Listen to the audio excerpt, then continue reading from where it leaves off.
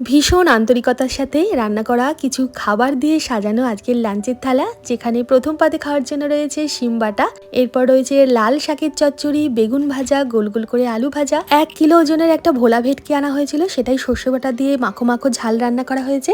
সাথে আছে চিংড়ি মাছের কালিয়া, যার থেকে চিংড়ি মাছটা তুলে পাতে রাখা হলো। আর এটা আছে বেগুন সর্ষে, রসুন সর্ষে বাটা দিয়ে ধনেপাতা দিয়ে এটা রান্না করা হয়েছে। আর রয়েছে খাসির মাংসের পাতলা ঝোল। ভাজা ভুজির সাথে খাওয়ার জন্য মুসুরির ডালও করা হয়েছে, তবে সেটা আর নিইনি। আর পোনা মাছের ঝাল করা হয়েছে আলু দিয়ে, সেই পোনা মাছের ঝালটাও কিন্তু সাজিয়ে গুছিয়ে থালার পাশেই দেওয়া হয়েছে।